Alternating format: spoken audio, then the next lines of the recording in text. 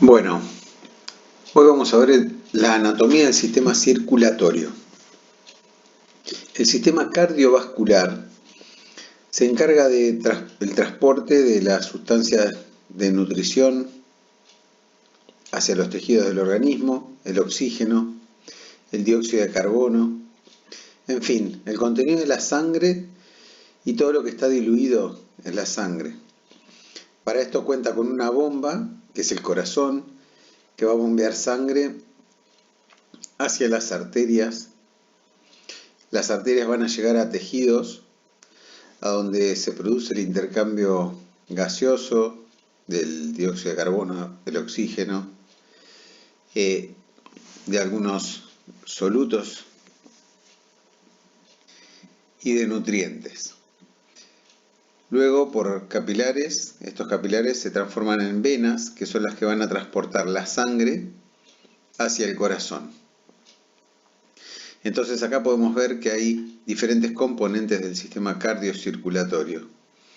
El corazón, los vasos sanguíneos y los capilares. Nosotros hoy vamos a ver lo que es la anatomía del sistema circulatorio, o sea, de lo vascular. Solamente los vasos sanguíneos, arterias y venas, principalmente las arterias.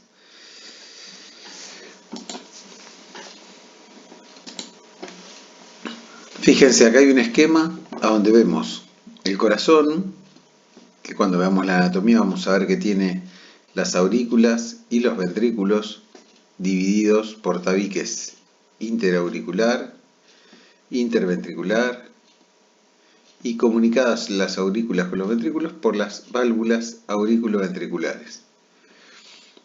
De ahí parten entonces las arterias del ventrículo izquierdo, van a nacer la aorta, que va a ir a recorrer todo el organismo.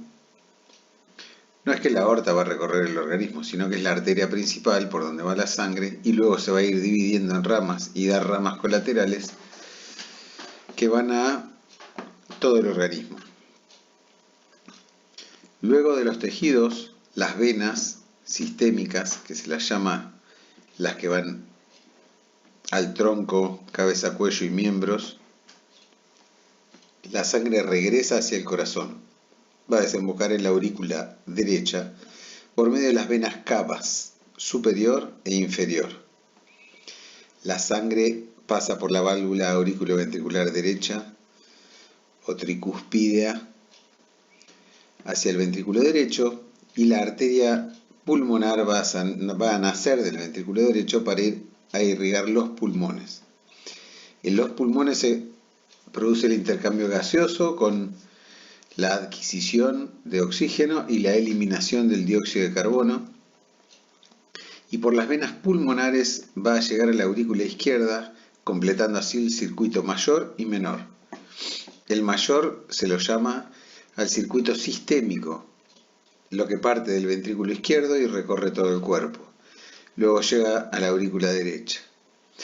Y el circuito menor o pulmonar es el que, naciendo del ventrículo derecho por medio de la arteria pulmonar, que luego se dividirá en izquierda y derecha, va a los pulmones y vuelve por las venas pulmonares, que son 4, 2 derechas y 2 izquierdas, a la aurícula izquierda, pasando por la válvula auriculoventricular izquierda o válvula mitral,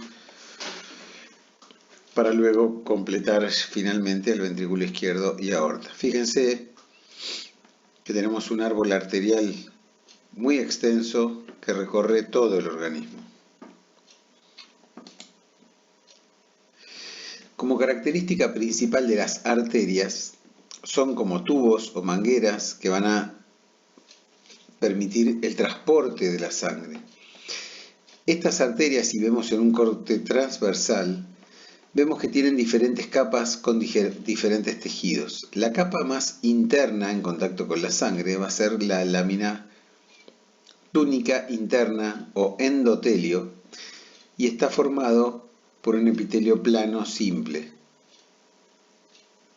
Este endotelio es un órgano muy importante de las arterias, ya que se encarga de secretar o de producir óxido nítrico, que es el más potente vasodilatador, o sea, va a ser la presencia del óxido nítrico lo que sea lo más potente para vasodilatar, agrandar el diámetro de la arteria y permitir el pasaje de mayor cantidad de sangre o aumentar el flujo sanguíneo. La capa media es una capa muscular, es bien elástica y tiene tejido muscular.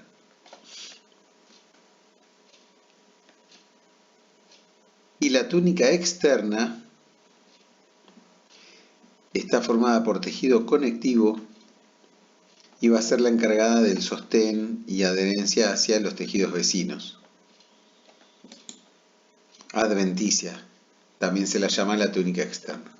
Las venas, en cambio, está formada en realidad de la misma manera por 3 capas, pero la capa media principalmente es mucho más delgada, lo que hace que al tener poco tejido muscular sea mucho más delgada, flácida y no tan resistente como la capa media muscular de las arterias. Por lo tanto va a tener un tono menor, o sea, una tensión menor, porque el circuito venoso es de bajas presiones, a diferencia del circuito arterial, que al tener el corazón como el impulsor de la sangre va a tener altas presiones. Y acá estamos viendo el gráfico de una válvula, que ya vamos a ver cuando veamos el sistema venoso a qué se refiere. Fíjense que las venas tienen válvulas que cuando pasa la sangre se abren y cuando intenta regresar por efecto de la gravedad, por ejemplo, en las venas de las piernas o de los muslos, cuando tiende a volver la sangre estas válvulas se cierran, como si fueran una válvula unidireccional, se le podría decir. Cuando se enferman estas válvulas aumenta la presión venosa por aumento de la rémora o de la estasia venosa. El enlentecimiento en la circulación, cuando se produce de manera sostenida, va a producir lo que son las varices. Una enfermedad muy frecuente que tenemos que conocer. Entonces acá vemos como de la arteria, que tiene un flujo sanguíneo alto y altas presiones, se va dividiendo, forma arteriolas y luego una red capilar. La red capilar, la característica principal es que es un epitelio plano simple, una sola capa de células, es un endotelio, por lo que permite selectivamente intercambiar gases y líquidos y fluidos y proteínas, etc., con los tejidos circundantes. En situación normal no pasan las proteínas de alto peso molecular, ni los glóbulos rojos, ni la albúmina, por ejemplo, como proteína de alto peso molecular. Pero en otras situaciones como inflamación, sí hay un aumento de la permeabilidad a donde puede pasar hacia los tejidos mayor cantidad de líquidos, proteínas e incluso células, como por ejemplo los glóbulos blancos. Luego de este intercambio con los tejidos, se produce el cambio de capilaridad, o sea, los capilares van a formar la red venosa con vénulas pequeñas que van confluyendo y uniéndose para formar venas que van a ir hacia el corazón. La capilaridad, este capilar, se da tanto en el circuito mayor sistémico como en el menor o pulmonar.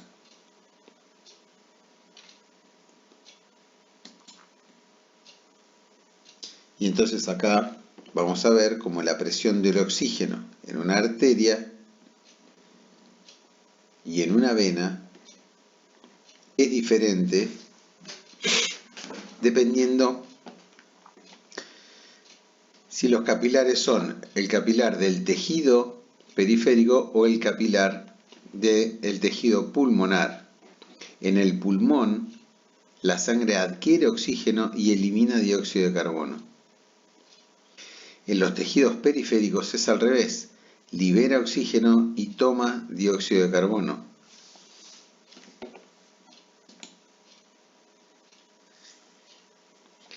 Y entonces vemos como el flujo sanguíneo tiene una alta presión sanguínea que va decayendo a medida que recorre el capilar, y luego pasa a ser venosa. Acá la presión alta de sangre tiende a que el líquido pase hacia los tejidos. Y a medida que va recorriendo el capilar, la presión sanguínea baja y la presión oncótica alta hace que vuelva el líquido hacia el capilar. Y entonces ahí se produce la salida y entrada del líquido en el intersticio. El intersticio, recuerden que era el tejido que se encuentra entre las células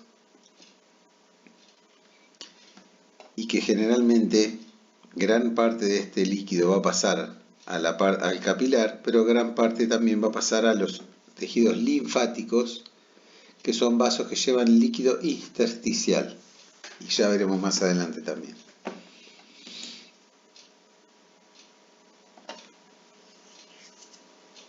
Acá tenemos diferentes características en cuanto a la aorta, que es la de mayor presión, fíjense, 100 milímetros de mercurio promedio y una alta velocidad de circulación. Las arterias, que tienen ya menor presión y menor velocidad, arteriolas, capilares, vénulas, venas y vena cava. Pero fíjense qué interesante, dos cosas, las más interesantes. Primero, cómo decae la presión a medida que vamos describiendo diferentes tipos de vasos sanguíneos. A grandes rasgos, las arterias tienen alta presión y las venas tienen muy baja presión. Pero lo otro interesante es que acá se representa lo que habíamos hablado cuando hablábamos de homeostasis y distribución de los líquidos corporales, cómo se ve que las venas son las que contienen la mayor cantidad de sangre, mucho más que las arterias, a donde fíjense que sumaría más o menos unos 450 mililitros, versus las venas que vamos a tener acá, 2800 mililitros. Por lo tanto, fíjense que la reserva venosa es mucho mayor que la reserva arterial. Y acá tenemos un esquema como, naciendo desde el ventrículo izquierdo, la aorta es la principal arteria del organismo, la que maneja mayor presión, ya veíamos ahí en un promedio de 100 milímetros de mercurio. Va a recorrer la parte del mediastino o de la parte torácica media, dando ramas hacia los miembros superiores y la cabeza. Y luego esto que se llama el callado, que es como esta curva que va hacia arriba, hacia la izquierda y luego hacia abajo, pero también va de adelante hacia atrás, está puesta de una orientación como en diagonal. Luego la aorta torácica va por la parte posterior del tórax, apoyada en la columna vertebral, dando diferentes ramas, como por ejemplo las intercostales, que van a ir recorriendo las costillas, las ramas bronquiales, que van a irrigar los bronquios, bueno, ramas esofágicas, porque el esófago va pegadito por delante de la aorta. Y esto que ven acá es el diafragma, lo cual divide la aorta torácica, la divide también ahora en abdominal, por debajo del diafragma. Ahí va a dar vasos esplácnicos, viscerales, que van a las vísceras del abdomen. Acá tenemos las arterias renales, la mesentérica superior e inferior, las venas arterias gonadales, el tronco celíaco, que va a ir todo a irrigar, rápidamente se los digo, estómago, vaso, hígado, páncreas, duodeno, intestino delgado, intestino grueso. Las gonadales van a ir a testículos u ovarios, las renales a los riñones. Y entonces la arteria terminal de la aorta se dice que es la sacra media. Acá ya tenemos el hueso sacro.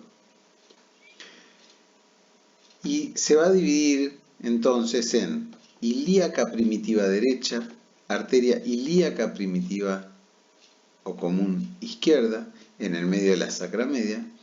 Y estas arterias ilíacas a su vez se van a dividir en la ilíaca interna o hipogástrica y la ilíaca externa, o que luego se transforma en arteria femoral. Entonces vemos que la aorta, principal arteria del organismo, va recorriendo desde el tórax hasta el abdomen y luego dividiéndose en la pelvis, ya en la entrada de la pelvis, para dar todas las ramas arteriales que irrigarán todos los tejidos periféricos. Acá es un esquema, pero que está bueno porque le falta la parrilla costal anterior y el esternón, entonces podemos decir que tenemos un esquema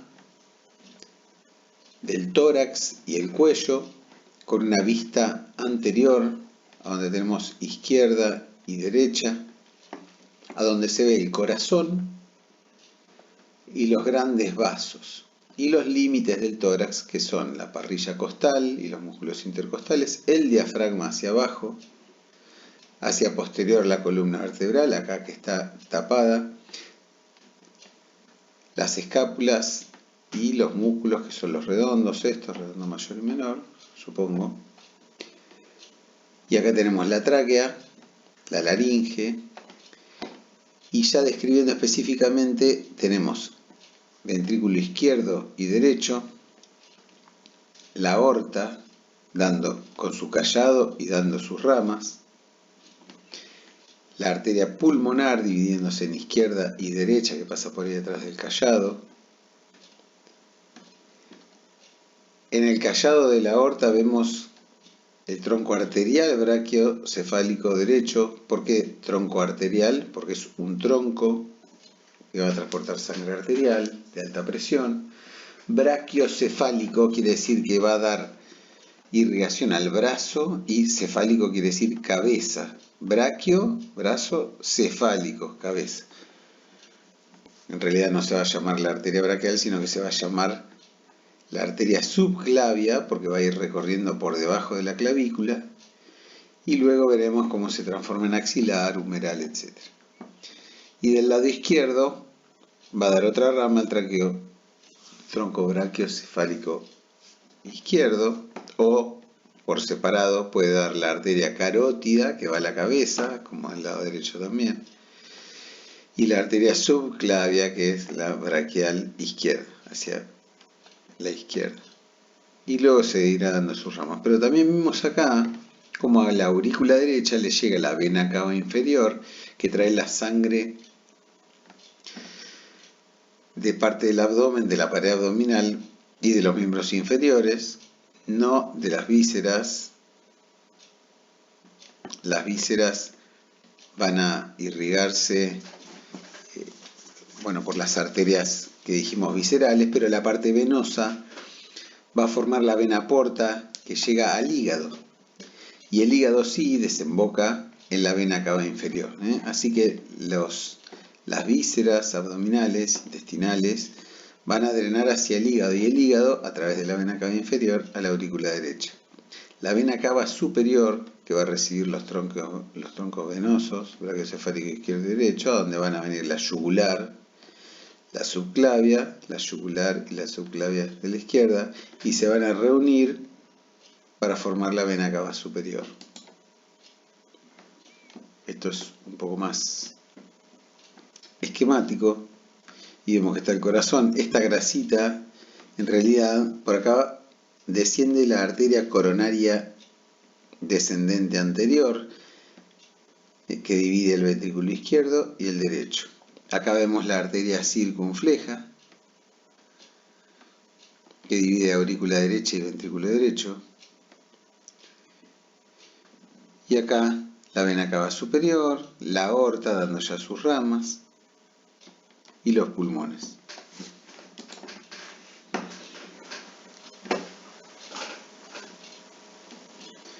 Por acá abajo vemos la arteria subclavia,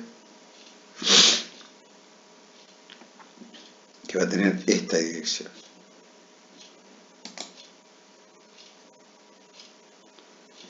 Volviendo al esquema, vemos entonces que la cabeza y el cuello van a estar irrigados por la arteria carótida primitiva, que luego ya sea derecha o izquierda, la carótida primitiva se va a dividir en carótida interna y carótida externa. La carótida externa va a irrigar todo el exocráneo, o sea, todas las partes blandas de la cabeza y la cara. Y la carótida interna es la que va a hacer el sifón carotídeo, que es esta curva que ven acá, para luego dar las arterias cerebrales anterior, media y posterior. La posterior no está dada por esta arteria carótida interna, sino que va a estar dada por la arteria vertebral. La unión de las arterias vertebrales van a dar irrigación arterial al cerebelo y van a dar la cerebral posterior. Quizá fui un poco confuso porque en realidad están todas reunidas en un polígono arterial que se llama polígono de Willis, a donde desde ahí se forman las arterias cerebrales. Eso en cuanto a la cabeza y el cuello. Entonces el miembro superior va a estar irrigado desde la parte arterial por la arteria subclavia, axilar, humeral. La humeral va a dar una arteria humeral profunda que va hacia el hueso y las partes blandas del brazo. La humeral superficial va a dar luego la arteria radial y la cubital para irrigar el antebrazo y las manos. La parte torácica va a tener la irrigación a partir de las arterias intercostales, luego del traspaso por el diafragma. Las arterias que son ramas de la aorta van a ser las que van hacia las vísceras, el tronco celíaco que va a dar ramas hacia el hígado, el vaso, el estómago, las arterias mesentéricas superior e inferior que van a ir al duodeno, páncreas, yeyuno, ilion, colon, las arterias renales que van a irrigar los riñones y las glándulas suprarrenales, las gonadales que van a irrigar ovarios en la mujer y testículo en el hombre, y luego se va a dividir la aorta en izquierda y derecha y la sacra media. La arteria ilíaca primitiva derecha va a dar una rama hacia adentro, hacia la pelvis, que se va a llamar la arteria ilíaca interna o hipogástrica, y va a irrigar a todos los órganos pelvianos y periné, útero, vejiga, recto, etc. La ilíaca externa, cuando pasa por el orificio crural, que está dado por el anillo inguinal y el ligamento de Cooper, que pertenece al isquion, al hueso de la pelvis, entonces se va a transformar en arteria femoral. La femoral se va a dividir en femoral profunda, que se va a agotar con ramas hacia el hueso y hacia los músculos del muslo, y la femoral superficial, que es la que va a recorrer todo el muslo, dando ramas articulares, óseas, musculares.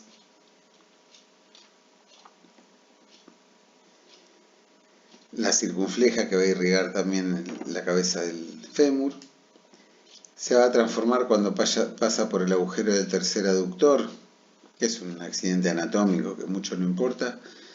En este caso va a ser la arteria poplitea y luego se va a dividir en la pierna para dar ramas, que son la tibial anterior, la tibial posterior, la pedia,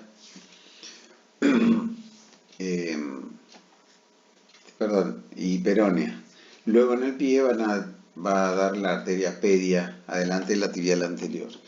Todo esto es la irrigación arterial, en general, del organismo. ¿Qué pasa con las venas? Cuando vuelve la sangre hacia el corazón. Generalmente las arterias periféricas de los miembros, por cada arteria puede haber dos venas, generalmente hay dos venas. Y son homónimas a la arteria que acompañan, o sea que llevan el mismo nombre de la arteria que van a estar acompañando. Tibial anterior, tibial posterior, peronea, vena poplitea, venas femorales, venas ilíacas. Lo único que no se llama igual es ya cuando se transforma en vena cava inferior. Ya no se llama vena aorta, la azul esta que están viendo. Es la vena cava inferior. Y la otra excepción son las venas que vienen de la cabeza y del cuello, se van a llamar venas yugulares, no carotídeas, como sí se llaman las arterias.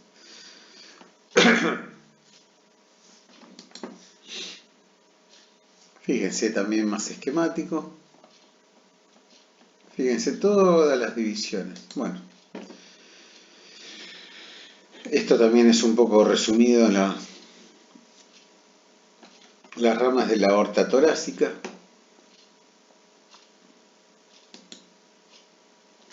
Acá tenemos como ejemplo, puse esta figura de la variabilidad que tienen los vasos, en realidad que no son exactamente igual en todas las personas, sino que puede haber una variabilidad anatómica de cómo se dan las ramas de, por ejemplo, en este caso, el callado de la aorta. Habitualmente esto es lo más frecuente, que haya desde la parte ascendente del callado un tronco brachiocefálico derecho arterial. Acá ven lo que les decía hoy, que la subclavia da una rama que se llama vertebral, izquierda y derecha, que van a ir hacia el cráneo para dar origen a la arteria cerebral posterior, pero también reunirse en el polígono de Willis. Entonces del lado derecho da un tronco común que luego se divide en subclavia y carótida. Y del lado izquierdo da la carótida y por separado la subclavia izquierda. Esto es lo más frecuente, pero ya ven que puede haber variabilidad, ¿ven? Entonces, hasta ahora, puntos importantes. Definir el sistema cardiovascular, poder explicar sus funciones y cómo está formado, describir el circuito mayor o sistémico y el circuito menor o pulmonar. La anatomía del corazón la vamos a ver en la próxima clase. Anatomía y función cardiovascular, es una clase muy interesante.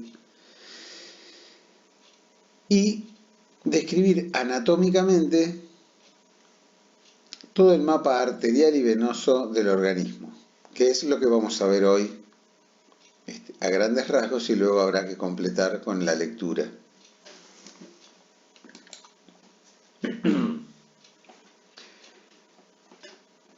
Entonces, esquemáticamente seguimos viendo en la parte inferior. Acá estábamos viendo lo que les decía hoy, que acá tenemos la carótida primitiva derecha, es una vista lateral, a donde se han retirado los planos de la piel, el tejido celular subcutáneo y muscular. Entonces vemos como aquí, a nivel del cartílago tiroides, se divide en carótida interna, esta la que va hacia el endocráneo, y carótida externa, la que va a irrigar todo el exocráneo. Fíjense lo que les decía hoy, el sifón carotídeo es esta vuelta que da la arteria carótida. Se va a meter en el endocráneo, acá estamos viendo la arteria vertebral, cómo se reúne con la contralateral, o sea, con la de la izquierda, van a dar esto que es el polígono de Willis, toda la unión de la arteria carótida interna y de las vertebrales, que cuando se reúnen se pasan a llamar el tronco basilar con B larga y C, y se reúnen en el polígono de Willis, a donde van a alargar todas las ramas que van a irrigar el sistema nervioso central endocraneal.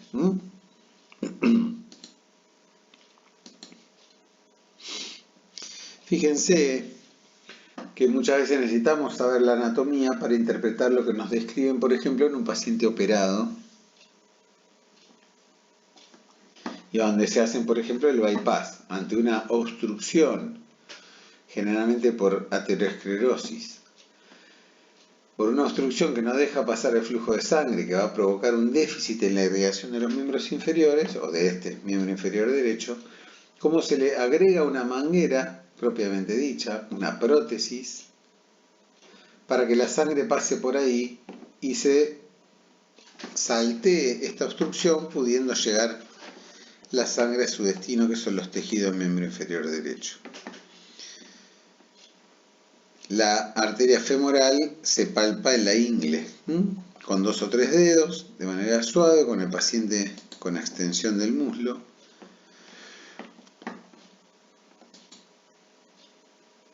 Acá vemos cómo la arteria subclavia se transforma en axilar y da ramas a la pared torácica, a los músculos y a la articulación.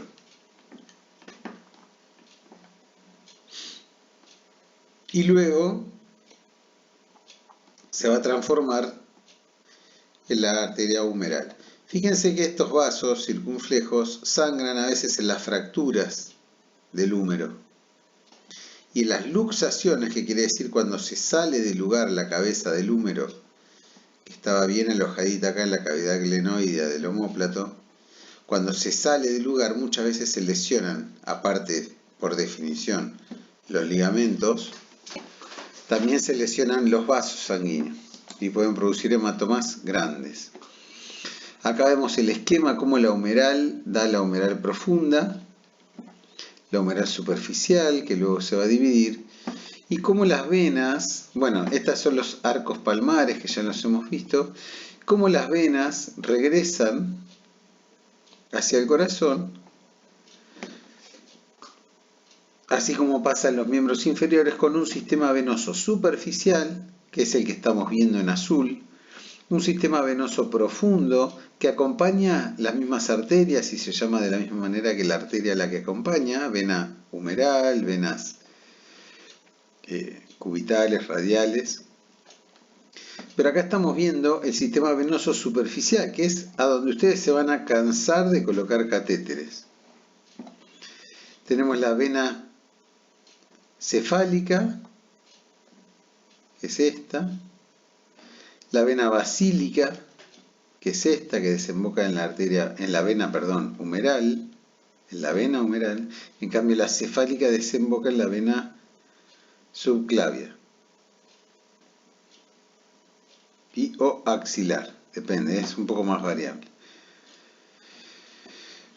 Y aquí es donde, colocando un lazo de compresión, o sea que comprima acá, al aumentar la presión venosa se distiende la vena y uno la ve mejor. Que bueno, se recomendaría utilizar el lazo solamente para ubicar la vena y palparla bien, pero colocar la vía, el catéter, sin el lazo colocado, se acompaña de menor daño hacia la vena, menor incidencia de complicaciones. Pero bueno, se hace lo que se puede y depende mucho de la situación. No es lo mismo colocarle una vía periférica a un paciente que está prácticamente sano, que por ejemplo para algún estudio o para pasarle alguna medicación, que colocarle a un bebé en shock una vía periférica o a un anciano deshidratado. Es muy variable y es muy difícil en algunas ocasiones encontrar una vena periférica para cateterizarla. Acá vemos el árbol venoso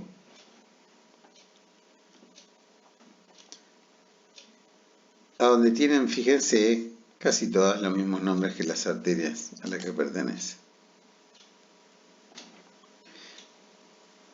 Les voy a mencionar de manera descriptiva y quizás un poco también topográfica, quiere decir qué es lo que van recorriendo o a dónde están, las arterias y un poco de venas de las vísceras.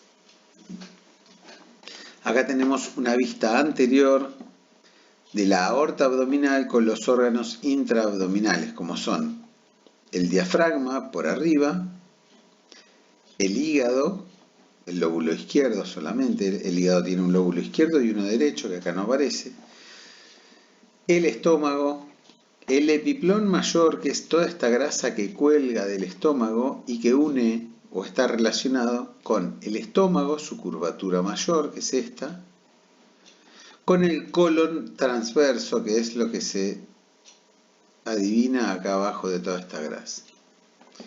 Acá estamos viendo la vesícula biliar, gallbladder en inglés, acá se ve, y vasos y vía biliar del pedículo hepático.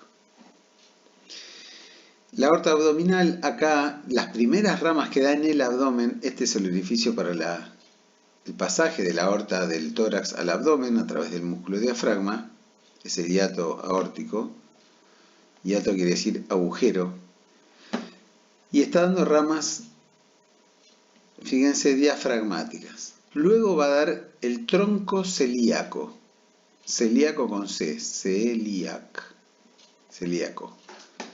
El tronco celíaco va a dar 3 ramas: la arteria hepática, la arteria coronaria estomáquica,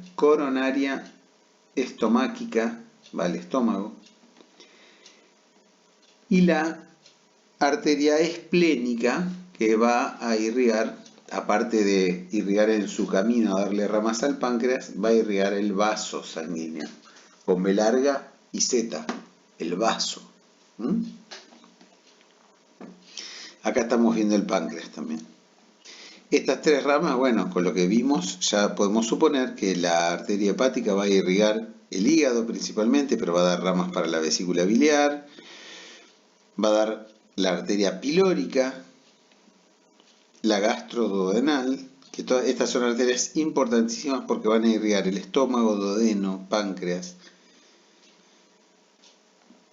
Y luego se va a dividir en hepática izquierda y derecha. La arteria esplénica ya la describí recién y va por detrás del estómago. Y la coronaria estomáquica es una de las arterias que va a irrigar la parte inferior del esófago y el estómago. Fíjense que el estómago tiene una red arterial exquisita, está muy irrigado, tiene mucho flujo sanguíneo y está dado principalmente por 4 arterias. Entonces la que mencionamos recién, la pilórica, rama de la hepática común, la coronaria estomáquica, rama del tronco celíaco. Estas van a ir por el epiplón menor, por la curvatura menor. Va a dar ramas diafragmáticas y del techo gástrico. Y luego vamos a tener de la arteria esplénica sale la gastroepiploica izquierda, que viene por la curvatura mayor, y la gastroepiploica derecha, que viene de la gastroduodenal. Esta es la irrigación del estómago, la que acabo de mencionar. Acá la gastroepiploica derecha da ramos hacia el estómago, que se los llama vasos cortos. Luego la curvatura mayor, fíjense todas las ramitas que da, y estas se ven exactamente cuando uno lo ve en directo, se ven así estas ramas. Fíjense, si nosotros replegamos el estómago hacia arriba, si lo levantáramos y le sacamos toda la grasa, el colon.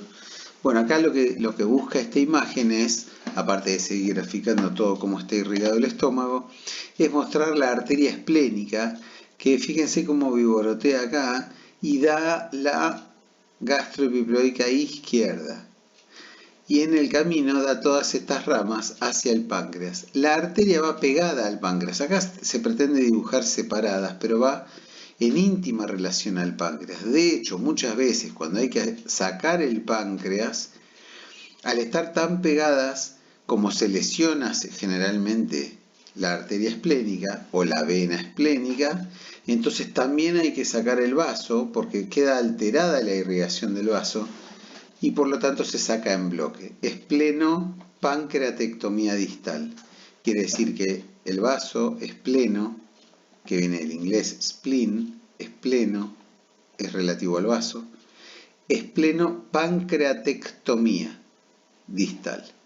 Uno llama el nombre del órgano más ectomía cuando se saca este órgano. Por ejemplo, colon, colectomía. Vaso, esplenectomía. Páncreas, pancreatectomía. Estómago, gástrico, gastrectomía. Y así sucesivamente. Volvamos a esta. Fíjense que acá está la arteria mesentérica superior. Pasa por el borde inferior del páncreas y por el borde superior de la tercera porción duodenal. Este es el estómago. El píloro es la estructura, el músculo que divide entre el estómago y el duodeno. Duodeno en su primera y segunda porción, tercera y cuarta. Acá tenemos la arteria mesentérica superior y la vena mesentérica superior. La arteria mesentérica superior va a irrigar todo lo que es ramas para el páncreas, la pancreática derecha, por ejemplo esta, inferior,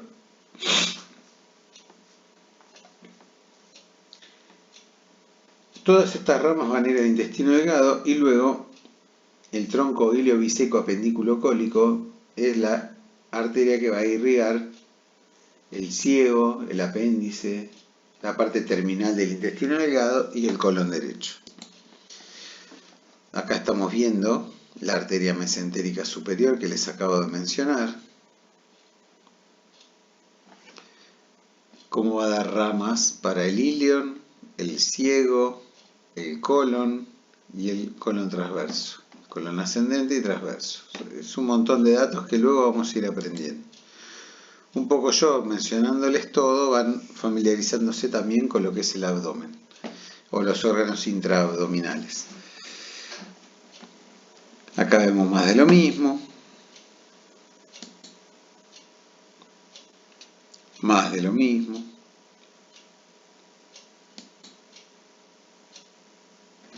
El vaso, fíjense, acá estamos viendo el vaso.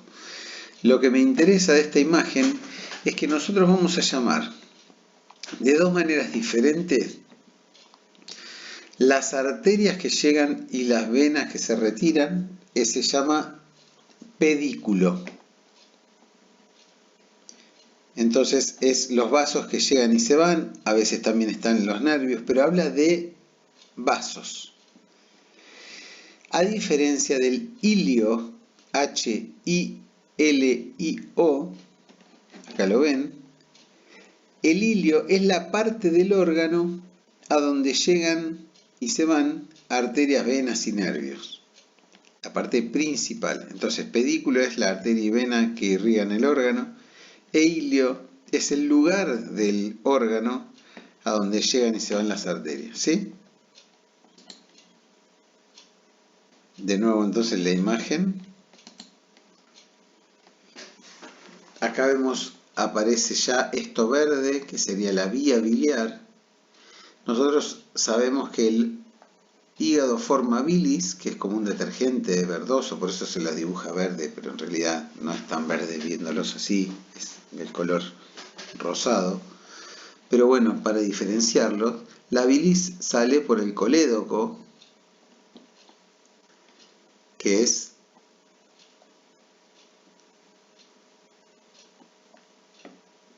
el conducto a donde va a llevar, por donde va a ir la bilis desde el hígado y vesícula hacia el duodeno donde desemboca.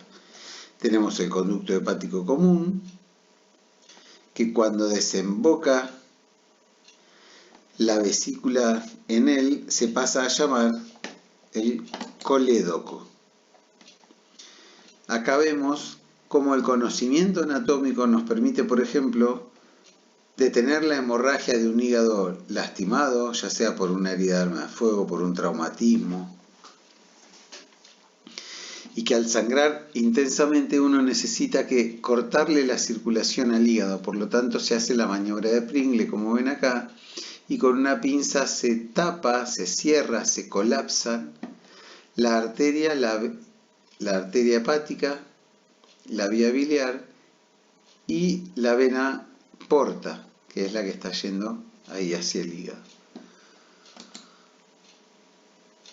Acá estamos viendo el hígado desde una visión superior, como si uno mirara hacia abajo y se mira su propio hígado. Este es el borde anterior, a donde se asoma apenas la vesícula biliar. Esta es la parte posterior, que se apoya en las costillas por detrás. Y acá estamos viendo la vena cava inferior. ¿Qué relación tiene con el hígado? Fíjense que está en la parte posterior y va desde el abdomen, a donde nació la vena cava o de donde viene. Y acá enseguidita, ya con el diafragma de por medio, va a estar el corazón y la aurícula derecha donde desemboca la vena cava inferior. Acá estamos viendo lo mismo, pero ya bien desde atrás, y vemos cómo pasa la vena cava por la parte posterior del hígado. Acá vamos a ver que está el hígado, el lóbulo izquierdo, el lóbulo derecho.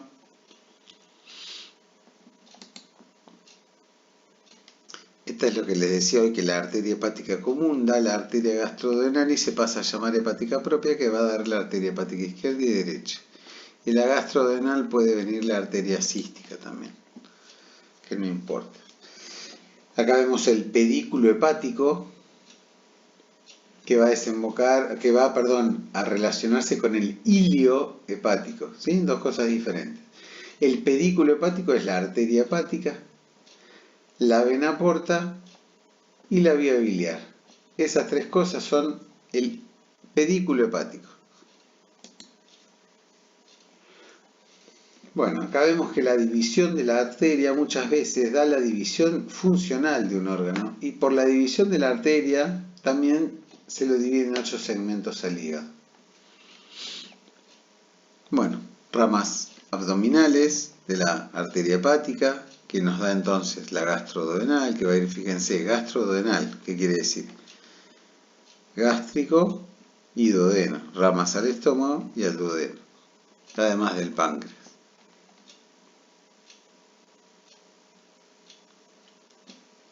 Acá la hepática común da la arteria cística, que va a irrigar la vesícula biliar, y luego se va a dividir en hepática derecha y hepática izquierda. Más de lo mismo. Fíjense cómo el epiplón mayor, que es toda esta grasita, tiene una red rica de vasos sanguíneos, ¿sí?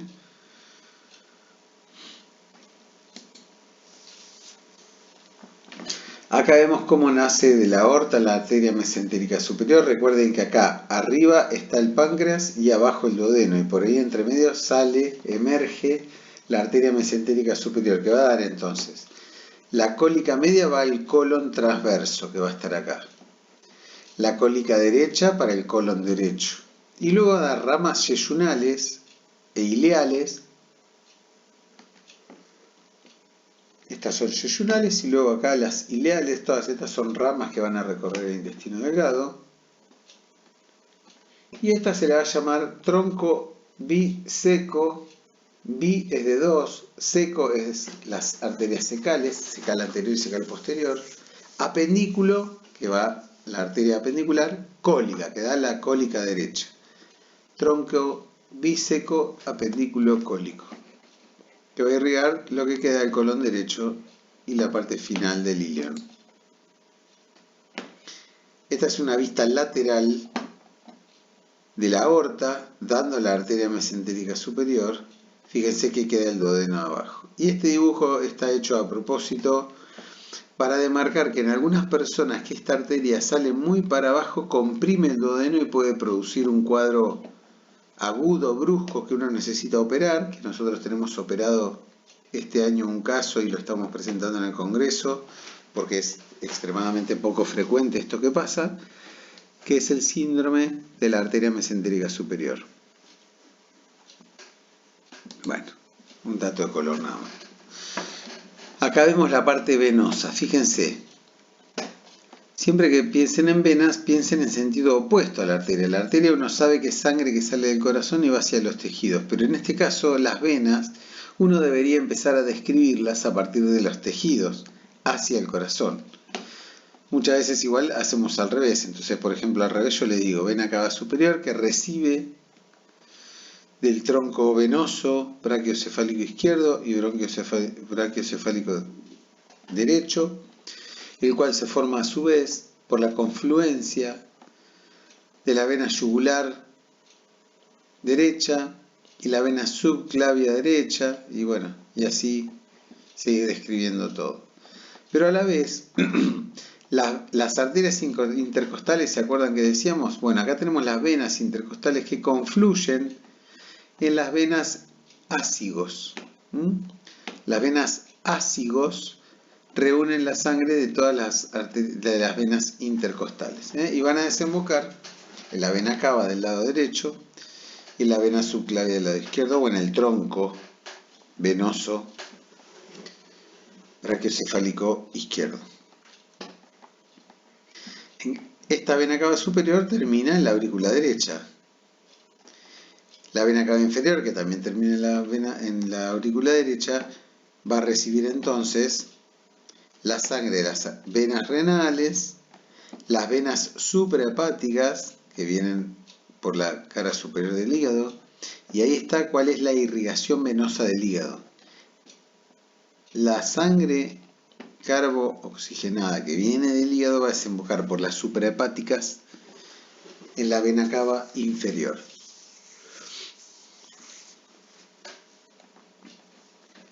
Entonces, acá tenemos un caso raro para lo que venimos hablando hasta ahora, pero que es así en el 100% de las personas, ¿no? Digo raro por toda esta lógica que veníamos manejando.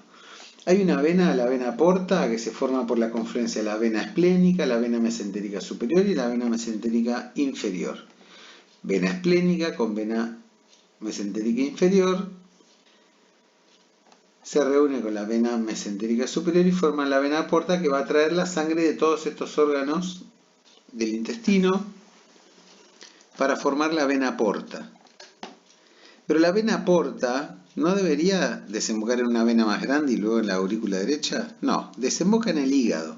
Se divide y toda esa sangre, claro, que proviene de la digestión, muy rica en nutrientes, es procesada por el hígado y luego forma de nuevo venas, las venas suprahepáticas, que ahora sí desembocan en la vena cava superior para desembocar luego en la aurícula derecha. Y esto se lo llama un sistema porta. Quiere decir que una vena se divide en capilares y luego se vuelve a formar la vena. Y los sistemas portas hay en otros lugares del organismo, por ejemplo en las orejas, en los lóbulos de las orejas, bueno, en la glándula tiroides. Pero bueno, es un dato de curiosidad y nada más.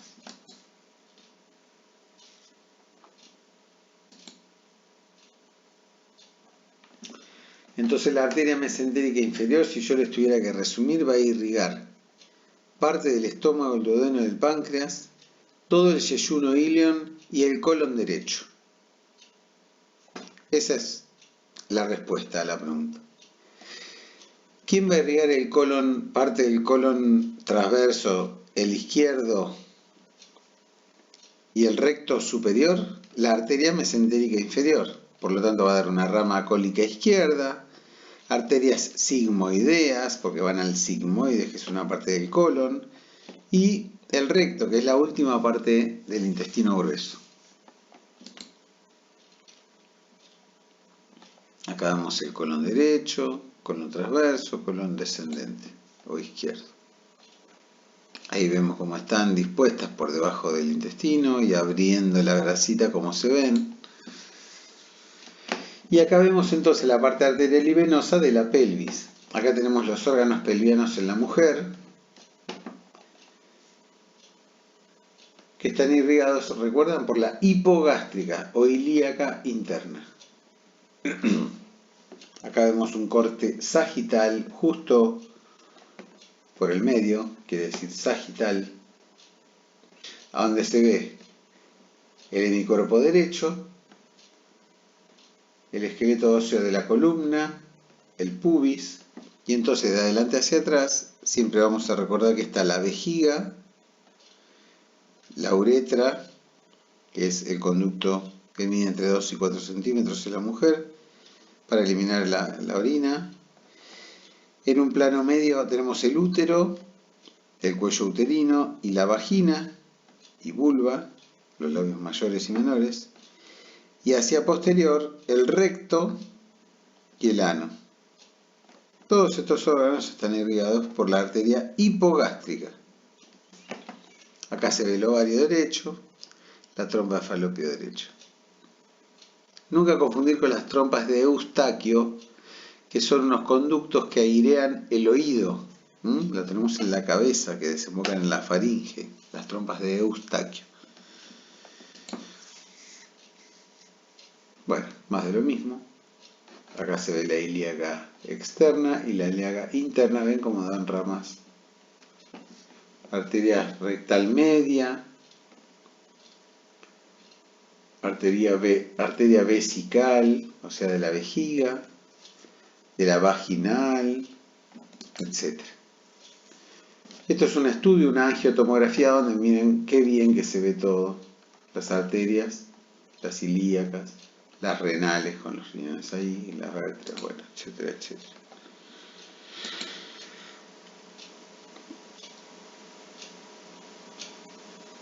Bueno, este es el triángulo de Scarpa que está en la ingle, pero lo vamos a ver cuando hablemos de topografía. Y acá está Gaucho, que habíamos visto la otra vez, cómo se lo clavan en la arteria ilíaca, y no sé si hay algo más también ahí de clavar.